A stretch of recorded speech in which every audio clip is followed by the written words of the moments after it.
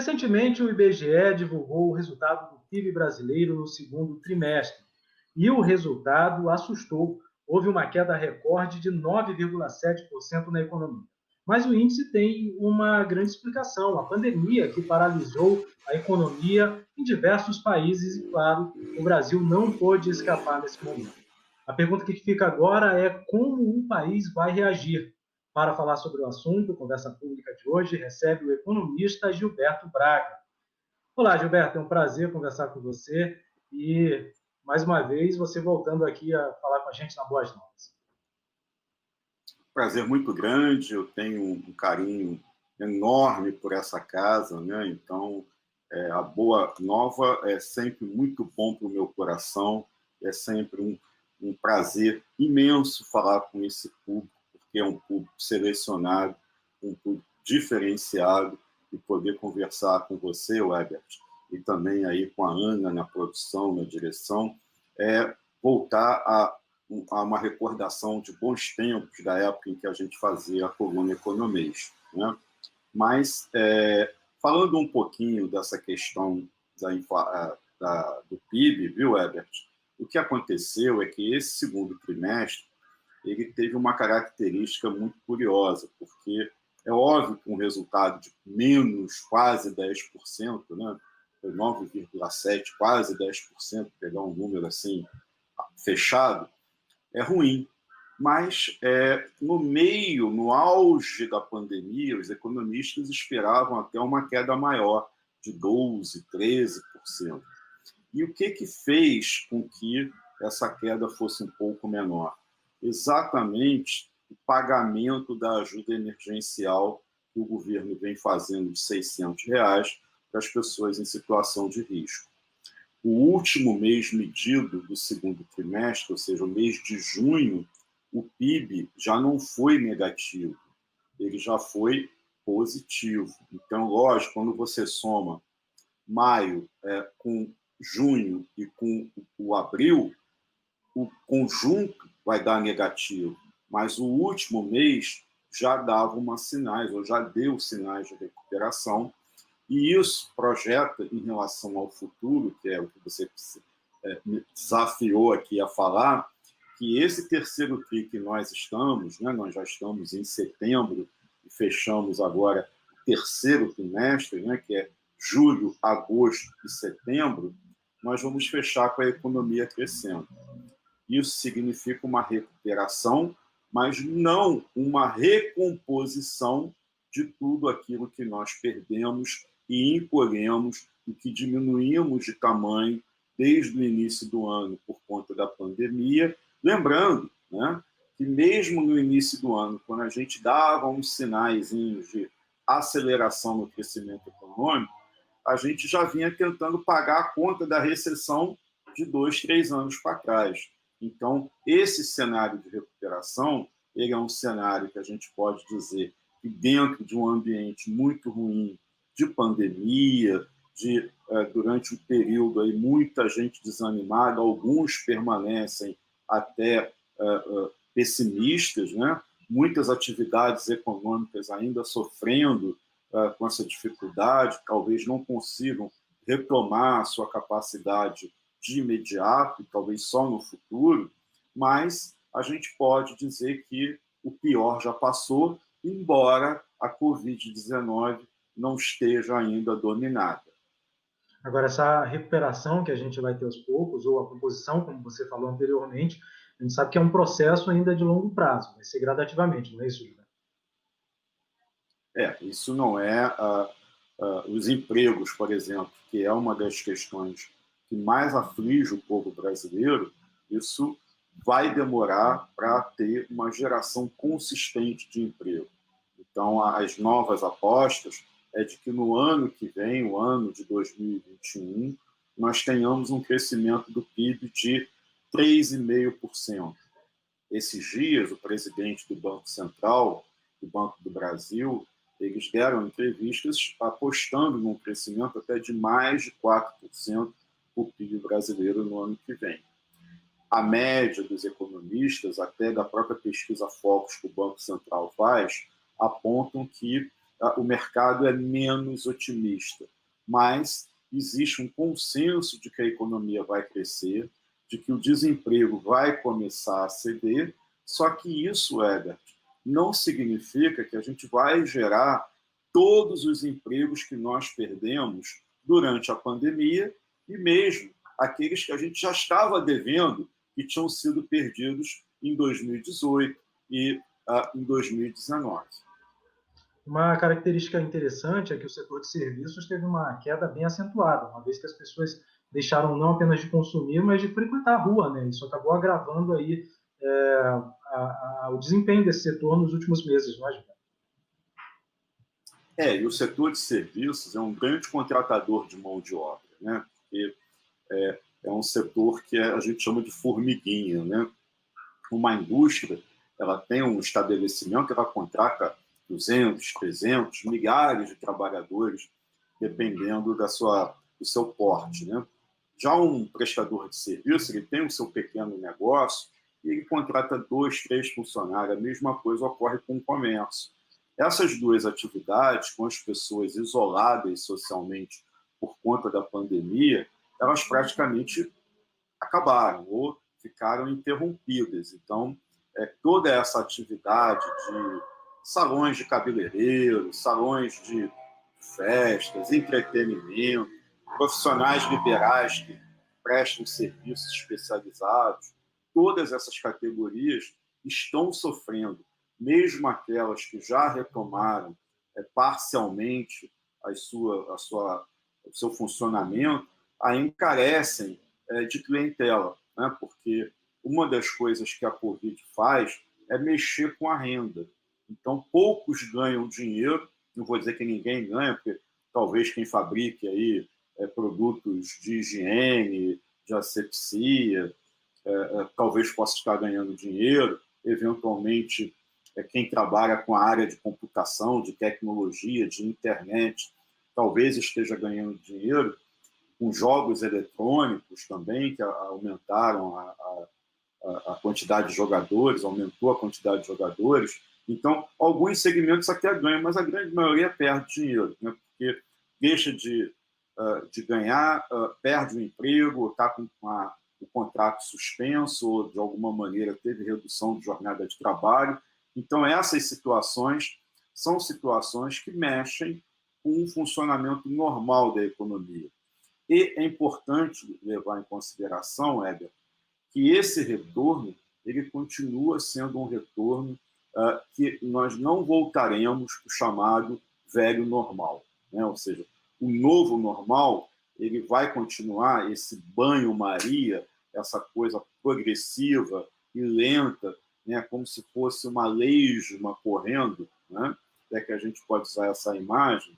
Imagina uma lesma que é toda lenta, mas ela anda consistentemente, né? Então, a gente vai ter que lembrar o seguinte, a Covid vai permanecer durante muito tempo, mesmo com a vacina, até a gente imunizar e ter um grau de cobertura para a gente dizer, olha, liberou geral, voltamos ao que era antigamente, isso demora, no mínimo, num cenário muito otimista, pelo menos 2 anos. Por quê? Porque não é igual você trabalhar na Covid como você trabalhava na chikungunya ou com a dengue. Por quê? Porque você tinha bolsões, você tinha, geograficamente falando, incidências pontuais. Então, você sabia, por exemplo, que está muita dengue em determinadas regiões das grandes cidades, onde as pessoas não são cuidadosas com as plantas, deixam vasos estampados, não cobrem as caixas d'água, onde você não tem uma profilaxia, um trabalho de prevenção ao mosquito transmissor da dengue. Então, você dizia o seguinte, olha, a dengue é muito grave, continua aí, mata muita gente, é muito perigoso, mas isso não afetava o funcionamento da economia, né? Então, era uma questão de saúde que tinha que ser enfrentada e a economia levava vida normal. A chikungunya é pelo mesmo caminho. Já a Covid-19, a gente não pode falar isso, porque ela tem uma capacidade de letalidade muito grande e de uma transmissão muito fácil. Então, a gente não consegue conviver com a doença enquanto nós não baixarmos os índices de infecção. E para que isso aconteça, aparentemente, sobretudo no Brasil, o comportamento muitas vezes irresponsável de boa parte das pessoas que ficam frequentando lugares públicos, áreas que já foram liberadas ao ar livre, como se a vacina já tivesse aí e todo mundo tivesse imunizado. Então, existe uma propagação, né? Essa propagação vai continuar, ainda que os níveis eles comecem a baixar lentamente. Essa situação só se normaliza e a economia vai voltar a ser o que era quando nós tivermos um índice de cobertura, ou se descobre uma vacina e se imuniza, ou se descobre um outro tipo de cura para o tratamento dos infectados, que não leve a uma deterioração tão rápida quanto tem ocorrido na parte respiratória das pessoas. De fato, essa reinvenção é o caminho para que a gente tenha uma retomada um pouco mais acelerada, pelo menos adaptativa nesse período em que o consumo ainda não está sendo comum, normal, numa época em que as pessoas podem sair às ruas sem preocupação? Olha, Herbert, eu acredito que o que nós estamos passando vai marcar de maneira significativa a vida da gente. Primeiro, porque não há um brasileiro que não tenha um amigo, um parente que tenha pego o Covid, ou até mesmo conhece alguém que faleceu ou sabe de alguém que morreu por conta da doença. Então, tem a perda de vidas e isso afeta emocionalmente todos nós. Existe, ao mesmo tempo, as mudanças comportamentais que a doença impõe para qualquer cidadão.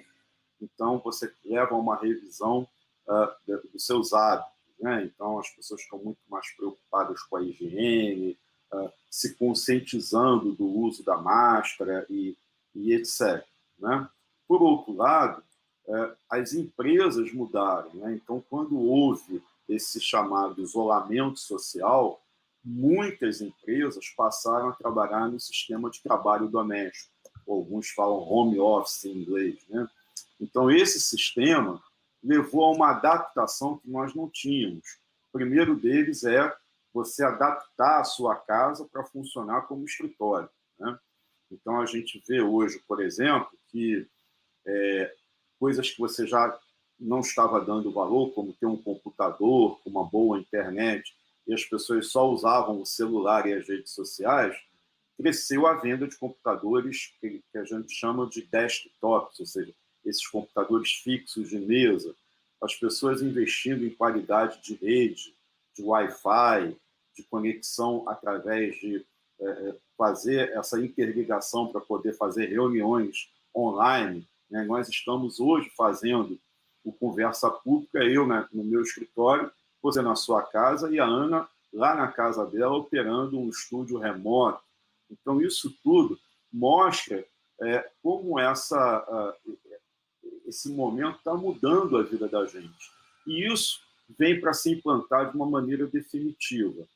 Na questão da economia, existe também um fator que as pessoas talvez comecem a se perceber, que é a introdução das transações eletrônicas. O fato de você ter ficado muito tempo trancado dentro de casa fez com que mesmo aquelas pessoas que tinham medo de usar a internet passassem a ter que obrigatoriamente fazer compras pela internet.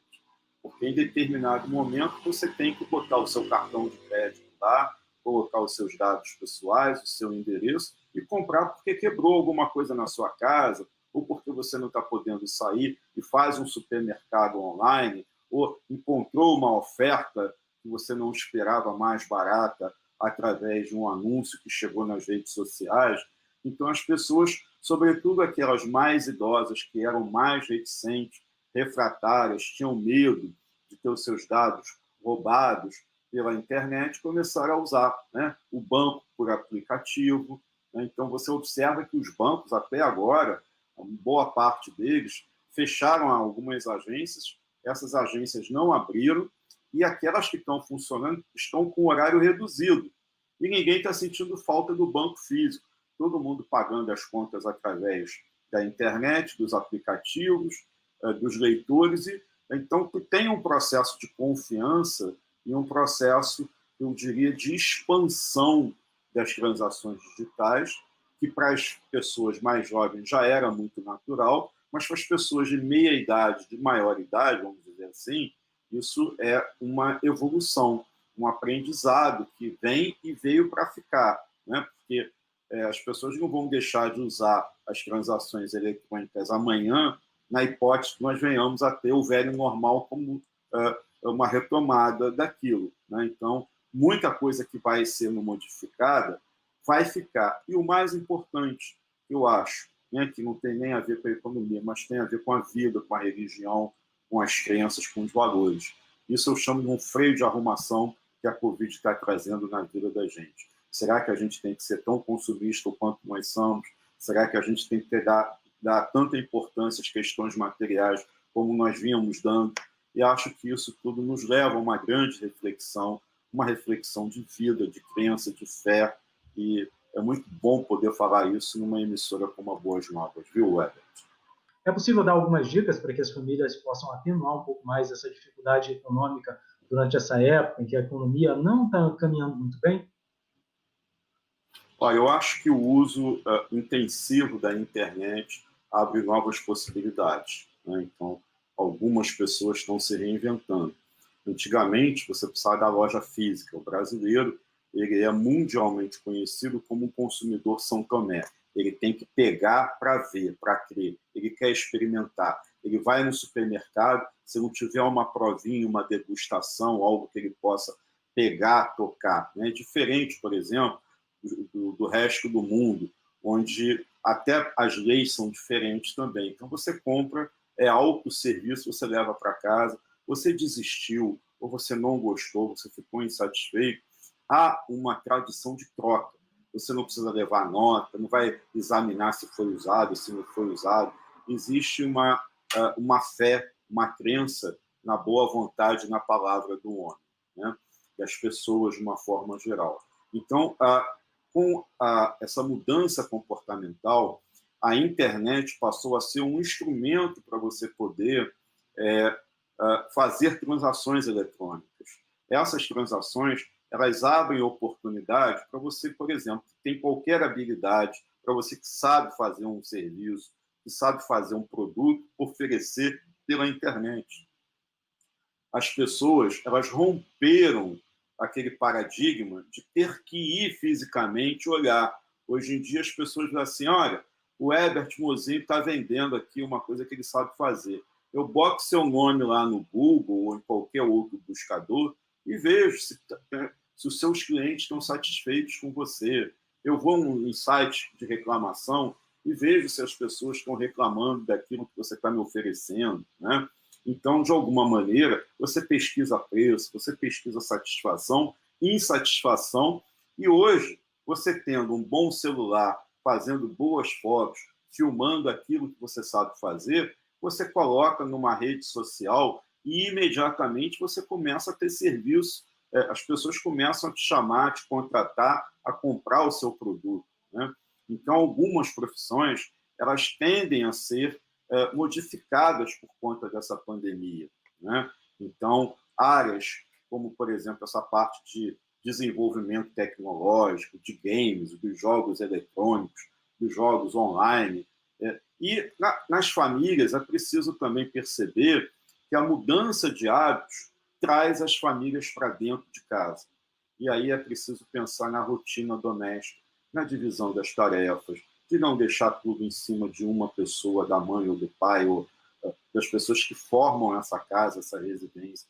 Ter um princípio de participação, de divisão, ser mais comedido em relação ao uso dos recursos que tem dentro de casa, seja dinheiro, seja alimento, seja luz, gás, água. Isso tudo leva a uma situação que antes você gastava a luz da empresa, você gastava a internet da empresa, o papel da empresa. Então, hoje em dia, você se pensa, eu preciso imprimir, eu não posso imprimir dos dois lados, né? Então, a gente leva a uma reflexão de não deixar a luz acesa, não ficar namorando, tendendo a geladeira, né?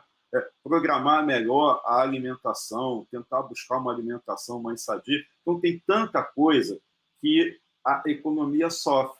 Tanto que essas pesquisas que você mencionou sobre o PIB mostraram algumas coisas, né, nos hábitos das famílias, no consumo das famílias. Então, por exemplo, comer fora de casa, que era algo que até o ano passado pesava muito, por exemplo, na inflação, isso perdeu força. Ninguém está saindo, os restaurantes estão fechados, então mudou o negócio. Quando você compra no famoso para entregar, né, que a gente chama de delivery, né, isso também está tendo concorrência. Né? E dentro de casa, as pessoas estão gastando mais dinheiro com os produtos que compram no supermercado. Exatamente porque passaram a fazer as alimentações a partir do isolamento em suas próprias casas. Então, é preciso planejar. Se vai fazer o feijão, por exemplo, fazer uma quantidade maior para você só depois ir congelando em potinhos e tirando na hora de consumir, retemperando ali, ou fazendo tempero, né? E aí você vai usando aos pouquinhos. Evitar ficar ligando o gás toda hora, por exemplo, né? O famoso banho-maria, que as pessoas... Então, procurar que todos, se possível, comam no mesmo horário, dosar o uso da máquina de lavar roupa para aquelas pessoas que podem ter esse luxo. Então, tem tanta coisa nos hábitos que mexem com o bolso da gente, que a gente pode economizar, né? E uma das coisas, por exemplo, que eu me deparei esses dias, Herbert, para te devolver a palavra, foi que eu tenho um plano de banco, ou seja, eu pago uma cesta de tarifa bancária que me dá direito a um talão de cheque, a não sei quantas transações na boca do caixa. Eu não vou no banco há mais de um ano, então por que eu estou pagando isso? Será que eu não estou jogando dinheiro fora? Será que eu preciso ter isso mesmo, todo mês, debitado lá da minha conta corrente? Por que eu não posso ter um pacote mais barato e economizar isso? Né? Então, você começa a ver que você tem que revisar um monte de hábitos. Né? Será que eu não estou jogando dinheiro fora? É isso, viu, Herbert? Olha, Gilberto, eu tenho certeza que todo mundo que está assistindo a gente agora está aí com um bloquinho na mão, anotando essas dicas que são importantes, porque toda economia, no momento de dificuldade, se torna ainda mais importante. Deixa eu te Então, eu fazer quero te uma pergunta, agradecer viu, por sua Herbert, antes de participação. fechar. Quanto tempo você não passa um Claro. cheque? Tem anos, no mínimo aí uns 5 anos. Vai lá ver o seu pacote que ele te dá direito a um talão de cheque aí de tempos em tempos, né? De X folhas mês. Pode rever aí. Mas eu já fui, lembrando uma dica sua, uma dica sua no passado, já fui até o banco e pedi a minha cesta de serviços essenciais, que é obrigatória pelo Banco Central. Todo banco, todo brasileiro tem o Isso, direito de ter uma conta sem pagar tarifa. Então foi uma dica do Gilberto Braga que eu isso. segui.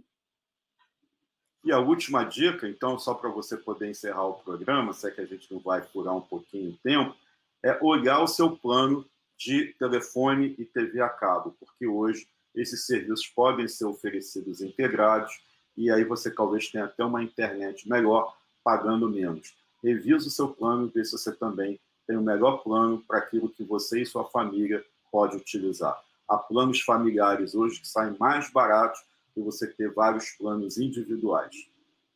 Obrigado, Gilberto. Vou seguir mais essa dica sua, porque é sempre uma ótima dica para a gente economizar. E olha, obrigado por sua participação mais uma vez aqui no Conversa Pública. A casa é sua e muito obrigado por tudo. Um abraço a todos. O Conversa Pública de hoje vai ficando por aqui, sempre agradecendo a sua participação. Um grande abraço. Até o nosso próximo encontro.